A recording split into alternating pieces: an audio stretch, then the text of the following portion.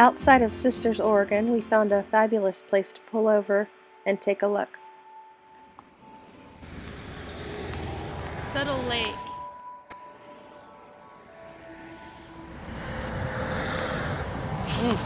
This is amazing.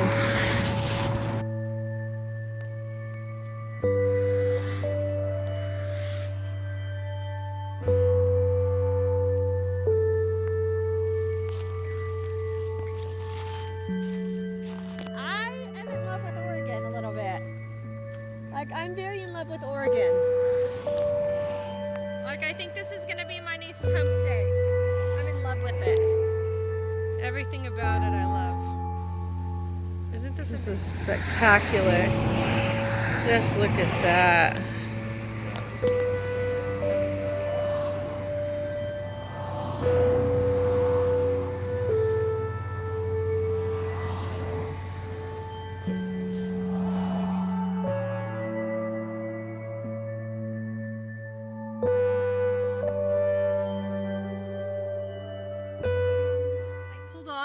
at the National Forest here.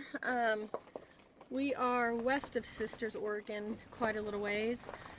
But I pulled over. Look how pretty it is here. This is a horse camp. I just turned down this road, and then I kept driving down this one-way windy road. It's all tree-lined and cliffs and stuff.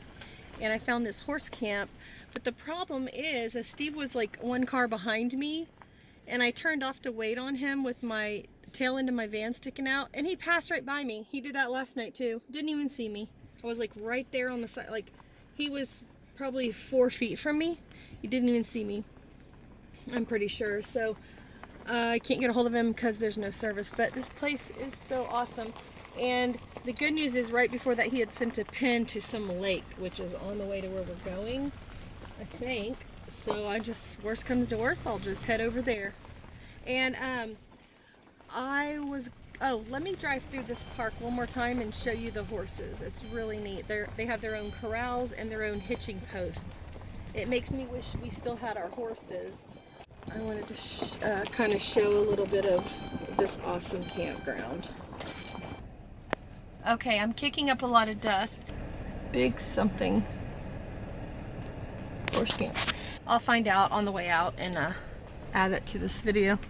But I just want to do a drive around this camp real quick. It's gorgeous. And they have a little vault toilet, very clean, with plenty of toilet paper. And they have one on the other side too, just around this area. Okay, Aubrey spotted the little corrals with the little horse.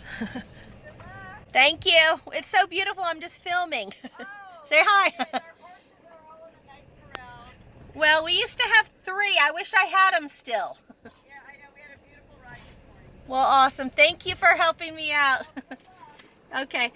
I had asked if they went walking. I had asked if they had cell service, and they were all like, no.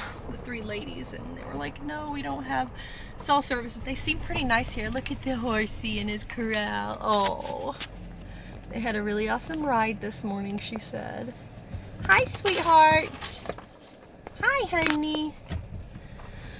I miss my babies, my horses, but I would be way too much on my plate. Couldn't really do it with this crazy lifestyle. I'd have to have a place to where we kept them or something. But yep, all of them are pretty much full. I think there was one that was empty, 1 or 2 pull-ins that were empty. So this place probably stays really busy. And it looks like you have to leave your payment up at the trustee box. Oh, they have several. They have like 3 or 4 in there. I think it's a 4-horse trailer. We had a 3-horse trailer, so it would have fit just fine in here. This is one of the most beautiful horse camps I've ever seen. But yeah, this is awesome, guys. I'm loving Oregon. It's my favorite by far. So far, it's my favorite place we've been yet.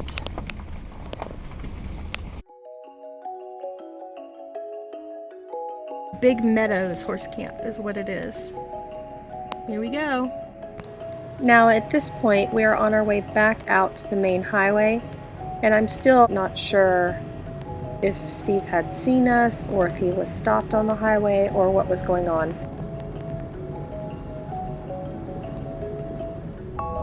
they have turnouts every so many feet. There's one there and there's one on the right here. So I suppose if you wanted to turn around, if you came in, like say if Steve would have followed me in here, I don't really sure how he would have gotten out. To be honest with you, would have had to just kind of drive all the way through, and I don't want to say waste a bunch of gas, but we wouldn't have a clue where it would take us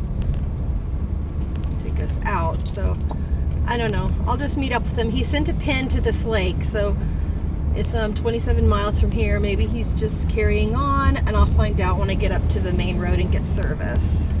I'm a little worried about that, but he just can't see very well. He's not wearing his glasses. He can't see properly, and that's a problem when you're driving an RV. God, my window's dirty. That's disgusting. We'll stop it here then. We're leaving Big Meadows Horse Camp. Bye-bye. I'm not sure what is going on here on this highway, but we have literally, we're moving now, but we literally did not move for 35 or more minutes. It was really weird. And last clip, we were missing my husband. He drove right past us, and he didn't see us, and he kept going. I pulled off to wait for him, and he drove right past us, like we were literally a couple feet from him. So the last thing he texted me was we were going to meet at Detroit Lake, which was 27 miles from where I pulled off. So what I'm going to do is just head there to the pin that he sent. I can't look at the pin because I don't have any service. I've texted and called, and I don't have service. I can't even get on my GPS. Although I know Detroit Lake is just down this road, and I can look on my navigation on my car. What was that? Okay. But we're now we're going about 5 miles an hour, and we're stopped. We are moving now. We weren't moving at all. What has happened is they've got something blocked up ahead, and all the traffic was coming this way. They've closed it off for a good 30 minutes, so traffic could come this way, and now they're letting us go, but it's like barely moving. So I'm thinking, I don't know what I'm thinking. I just know that we're not getting anywhere fast, if at all. Again, I'm just going off of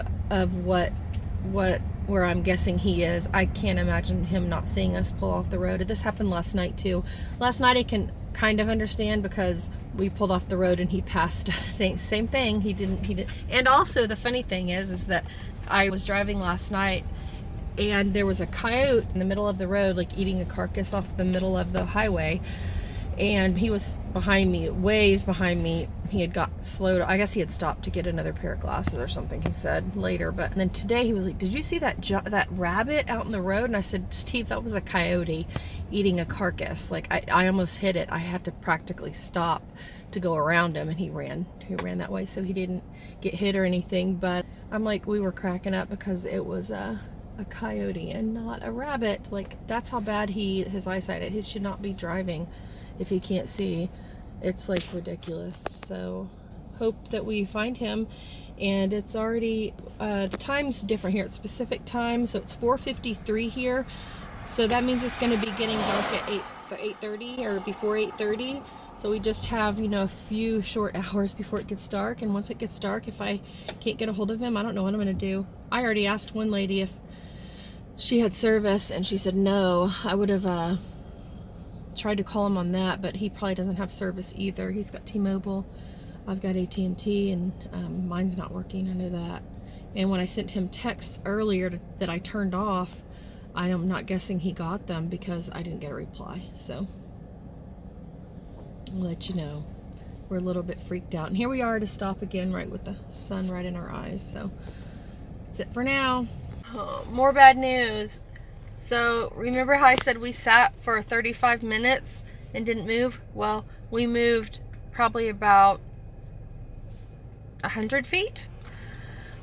Now we're at a stop again, and as you can see, there's tons of traffic coming this way again. So each time we stop, it's probably going to be a good 30-40 minutes until we get to move 100 feet again. So if you can do the math, we've got 25 miles to go to at least hope he's there at that lake. I don't see him anywhere, but I do know that he had to have gotten stuck in this traffic unless it just started like right after I lost him, you know, after he went through it or something. I don't know.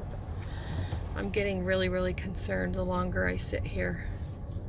Let's see if I can zoom in on this. Junk going on up here. Big traffic jam. So we're moving a little bit. That's a good sign. Creeping along. Creeping along. Looks like I have some gas, but I'm a little concerned about him running out of gas. And a dirty trick he played on me last night is when he lost me, he said, I ran out of gas, I'm coasting. And when I got to him, he didn't say he needed gas. So I said, what happened to you needing gas? And he goes, oh, I was just playing. So I didn't think that was a very funny joke. He was just angry because he lost me, and it was, of course, my fault. So I'm a little upset about that, and see what he's gonna do this time or say. The reason I'm showing you this is because I forgot, but there was a reason. Oh, I was gonna show you how many miles per hour I was going. I think I was like just coasting. I was going nothing. Like I was going maybe 1 or 2 miles per hour, and we are at a dead stop again. Moving along, thank God. I'm getting a little anxious right now.